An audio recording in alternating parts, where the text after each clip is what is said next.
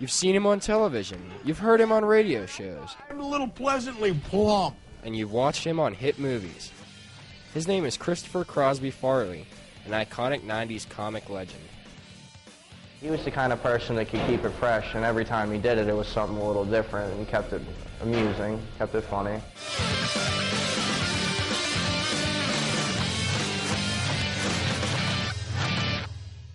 Didn't think the suits would have me back, perhaps. Thought they'd have my derriere replaced by one of those cookie-cutter store mannequins. Well, maybe I'm not the norm. I'm not camera-friendly. I don't wear clothes that fit me. Chris Farley is funny just because he would do things that you didn't expect him to do. And he used a lot of his own personal problems, for instance, his weight. He would make jokes about himself, and he used his own problems to make comedy out of it. Just the fact that he was kind of a doofus. His type of comedy was kind of baseline, but something that would wear out quickly, but he was the kind of person that could keep it fresh, and every time he did it, it was something a little different, and kept it amusing, kept it funny. That's why he was such a great actor. Chris Farley was born on February 15th, 1964 in Madison, Wisconsin, the son of Mary Ann and Thomas "Tom" Farley, an Irish Catholic family. Chris Farley, as a child, was very comedic. If there was a prank that could be done, it was done. He liked to stand out from everyone in his family to get the attention that he wanted, and the most influential person he always looked up to was his father, Thomas Farley. Chris loved his father because he was larger than life, very outgoing. Chris always knew there was a way to initially get his father's attention, either using hilarious comedy or a topic they're most familiar with.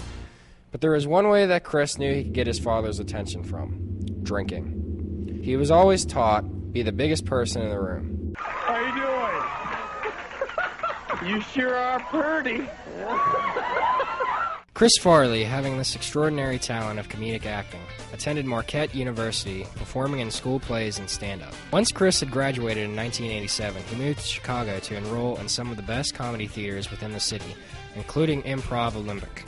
After 2 years of living in Chicago, he joined the infamous Second City Comedy Club, where famous comedians like Bill Murray and John Belushi got their starts as well. In 1990, Chris joined the cast of Saturday Night Live, where he vowed to be the best and funniest actor within the SNL crew. So that one day,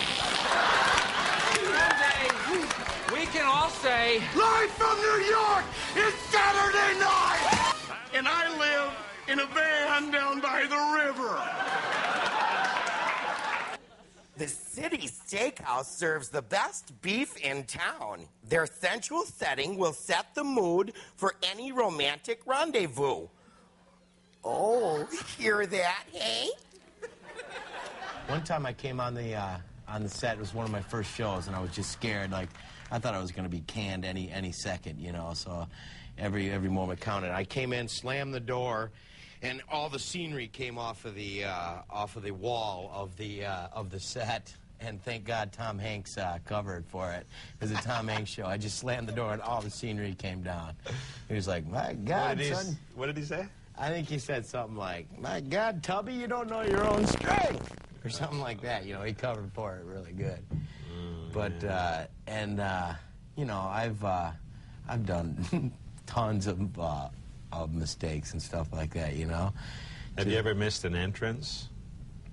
No, I never do that because I hang on to Joe Dixon, and when he flashes his finger, I friggin' go. But sometimes it's like, I'll have a ham on rye, and I'm like, hey! He was definitely one of the most popular. I don't know if he was the most popular because he was on the same time as people as Adam Sandler and Alec Baldwin and people like them. They were on Saturday Night Live at the same time, and they were pretty big. So I don't know if he was the most popular, but he was definitely up there. Tracy from Minnesota. Hi, Chris. I just want to let you know that I think you are absolutely outstanding. And thanks, Tracy. All of us in Minneapolis, we sit around and watch you on Saturday nights. Of course, we have a couple cocktails, but you are outstanding. And I sit around and watch you too, Tracy, but you don't know. Sounds good. Your window. Look, I just want to know, who are some people that you look up to? Who gives you some inspiration for your work? Well, I do love You know, Jackie Gleason, John Belushi, Costello, all the fat guys. No. I love, you know, the people I look up to. Like I said, the early Saturday Night Live guys and, you know, Phil Hartman, the glue. We call Phil the glue because he holds the show together. Without the glue, there's trouble. I wish you could just shut your big yapper!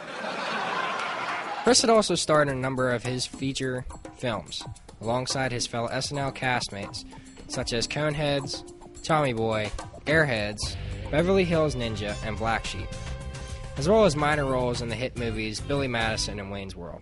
As Chris's sketch comedy and acting career were on the rise, so was his level of drinking and drug use. And because of this deadly habit, Chris was now walking a dangerous path of another SNL star. Chris always felt that he needed to be in the on position, always feel awake and ready. This meant that if he needed drugs and alcohol, then he would do them. An overuse of alcohol and drugs, Chris Farley went back to the Second City Comedy Club in the summer of 1991. Unfortunately for Chris, it wasn't as much of a reunion as he had hoped for. During the Second City stay, Chris got unusually drunk, while at the same time doing more and more drugs. He would get on stage and outrage the crowd. He wasn't funny. Towards his later years, you did notice that he was starting to gain weight, and I didn't know at the time that he had a drug problem. I was very young when I first started watching anything with Chris Farley, so I had no idea that he had a drug problem. I just figured he was severely overweight, and that's why he was breathing heavy and always was sweating and was always kind of twitchy and nervous, was just because he was like that. Okay, so yes. Yay! Got your cheesehead! You gotta put that on? From Wisconsin! I had no idea he had a drug problem. I don't know why. I don't know anything about that. I just know that it was noticeable. You could tell something was wrong. Okay, that went nowhere. Zip! Nada! Nip! Hey, no. But you know what we do sometimes, me and my brothers, Jay? We joke around. I'm going to untie this a little bit. Yeah, loosen up a little bit. Loosen that up a little bit. His castmates begged him not to go up, and people just wanted him to leave. Chris finally realized he had a major problem. After the Second City appearance, Chris checked himself into a 28-day rehab center in Minnesota, and once he moved back to New York to do a second season of SNL, he couldn't resist his deadly habits. It nearly cost Chris his dream job. Being threatened by the loss of his job, his parents were contacted about his problems, and they were asked to help Chris through his dilemma. The mother respectively agreed, but the father had different plans. Alcoholism was natural within the family. Chris's mother didn't want to encourage drinking while Chris was present, but his father refused, saying things such as, "This isn't my problem, and I will drink when I want to." When Beverly Hills Ninja opened to the box office, the people loved it, but critics really panned him. Chris was just as hard on himself. He believed it to be the same format as his other films, except this time he was a ninja. Afterwards, he entered and re-entered rehab again and again for several months after his disappointment with Beverly Hills Ninja. Chris returned for one last appearance on SNL during the end of October 1997, extremely intoxicated. On December 14th of the same year, he went on a 4-day drinking binge. He didn't make it past the third day. He took in a massive amount of cocaine and morphine and collapsed and died in his apartment within the John Hancock Center in Chicago. Just like John Belushi, Chris had died miserably at the age of 33.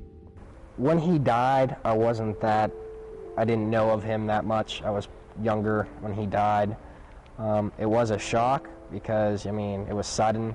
It wasn't expected. He overdosed and died, and nobody could have predicted that.